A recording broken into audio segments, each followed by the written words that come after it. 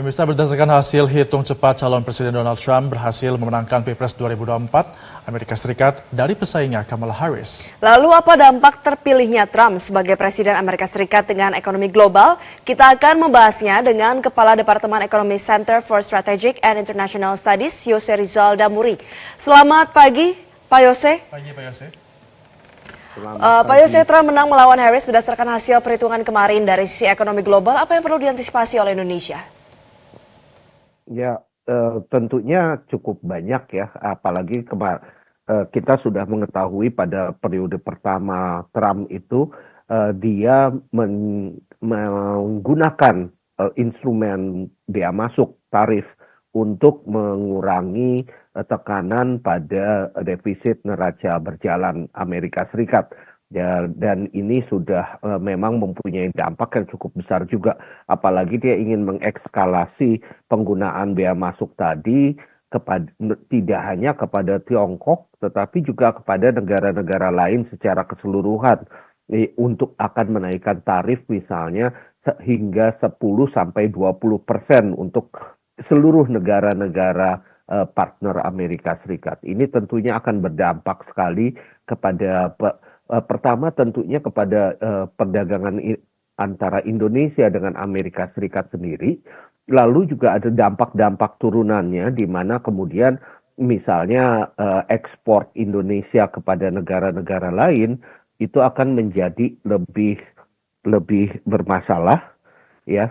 Kemudian tentunya akan ada juga semacam pengalihan perdagangan dari Tiongkok misalnya, yang memang yang dianggap sebagai rival berat dari Amerika Serikat, karena kemudian Trump akan menginginkan untuk menaikkan bea masuk hingga 60, bahkan sempat juga dia menyebutkan akan menaikkan hingga 200%.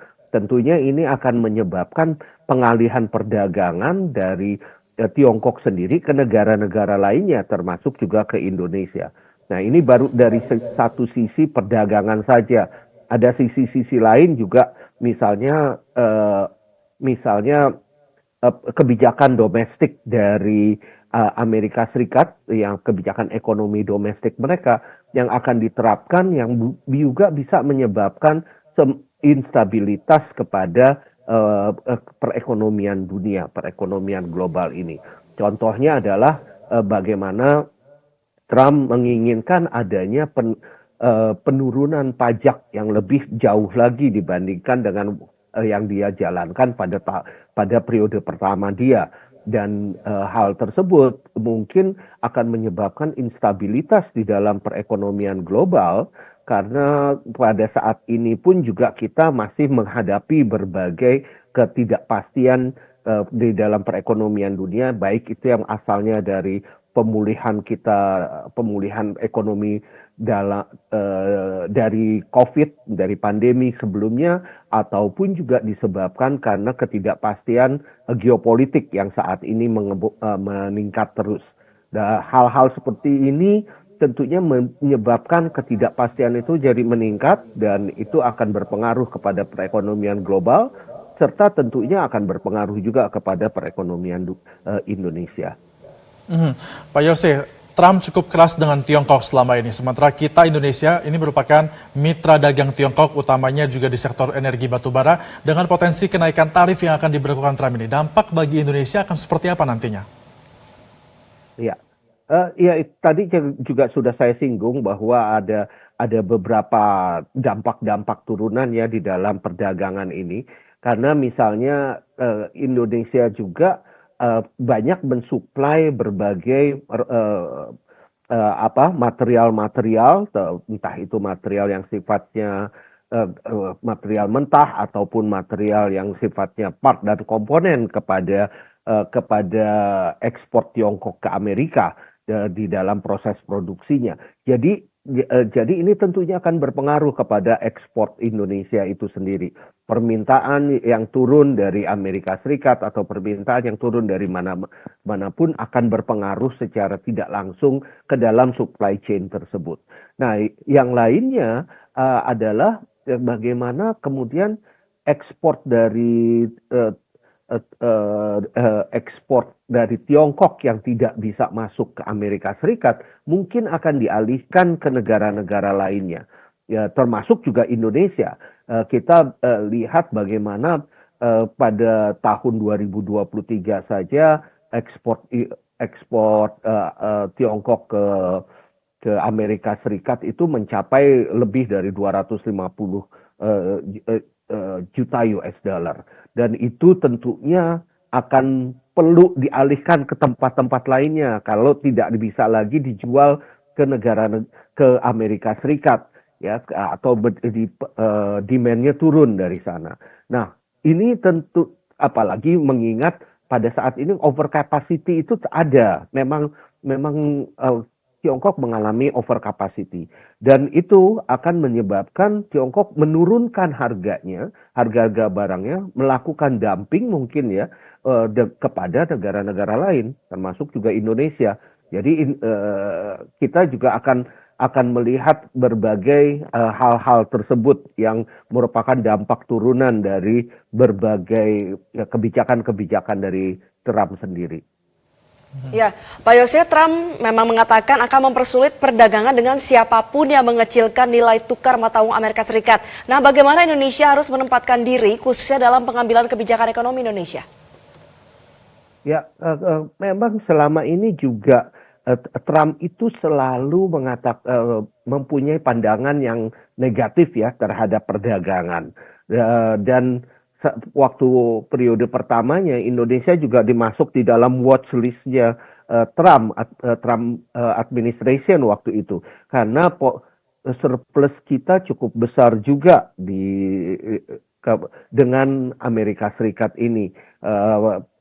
Pada tahun 2023 kemarin misalnya surplus Indonesia ke Amerika Serikat itu mencapai 11,5 miliar US dollar dan ini dianggap sudah akan dianggap sebagai sesuatu hal yang membahayakan juga. Tetapi tentunya kita harus lihat juga mungkin dengan berbagai diplomasi, berbagai pendekatan-pendekatan, kita tidak akan bisa tidak terlepas dari berbagai sanksi-sanksi ataupun juga punishment yang mungkin diberikan oleh Amerika Serikat. Contohnya pada periode pertama kita juga mampu melakukan itu. Kita bisa memberikan berbagai hal-hal yang dianggap positif oleh administrasi Trump pada saat itu sehingga kita terhindar dari sanksi yang kemungkinan mereka akan berikan. Nah, permasalahannya adalah bagaimana kita kemudian bisa memanfaatkan itu karena akan ada kenaikan dari berbagai bea masuk tadi, padahal kemudian permintaan di Amerika Serikat ini kan masih tetap ada, sehingga sebenarnya akan ada limpahan perdagangan, limpahan permintaan terhadap produk-produk Indonesia yang yang sebenarnya bisa Indonesia manfaatkan. Selama periode pertama Trump itu kelihatan sekali bahwa banyak studi yang menunjukkan bahwa ada peningkatan perdagangan, peningkatan ekspor dari negara-negara mitra Amerika Serikat di luar dari Tiongkok karena adanya perang dagang dengan Tiongkok seperti Vietnam, Meksiko, serta beberapa negara lainnya mendapatkan limpahan tadi. Nah, apakah sekarang ini kalau terjadi hal seperti itu, kita juga bisa mendapatkan limpahan tadi? Kita bisa memanfaatkan momentum tadi. Kelihatannya agak sulit kalau kita masih business as usual. Makanya kita harus persiapkan diri dari sekarang. Pertama dengan melakukan diplomasi agar kita terhindar dari sanksi-sanksi mereka. Yang kedua juga kita mempersiapkan di dalam negeri untuk memperkuat lini industri kita, lini produksi kita, agar kemudian bisa memanfaatkan peralihan-peralihan atau limpahan-limpahan permintaan yang tadinya kepada Tiongkok misalnya, tetapi kemudian akan berelokasi, akan akan pindah ke negara-negara lainnya. Mudah-mudahan Indonesia bisa memanfaatkan itu.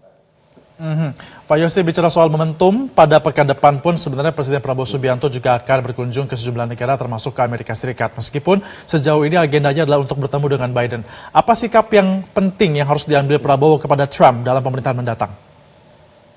Ya, saya pikir ini satu good start gitu ya, apalagi kan tentunya mungkin bukan Pak Prabowo, tetapi salah satu timnya ataupun beberapa orang yang lainnya bisa coba mendekat dengan Trump juga, tidak perlu Pak Prabowo-nya sendiri sebenarnya, tetapi salah satu timnya juga bisa mendekat dan bisa mencoba membuka komunikasi dengan berbagai pihak yang memang cukup dekat dengan Trump. Dan ini tentunya akan memudahkan ke depan-depannya supaya kita bisa tetap menjalin kerjasama yang cukup baik, terutama di dalam bidang ekonomi ini.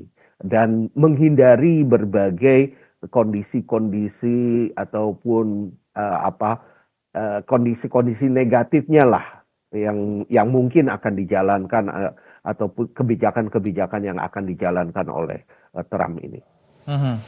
Baik, terima kasih Kepala Departemen Siasat S. Yose Rizal Damuri sudah bergabung bersama kami di Metro Pagi Prime Time. Jelajahi cara baru mendapatkan informasi. Download Metro TV Extend sekarang.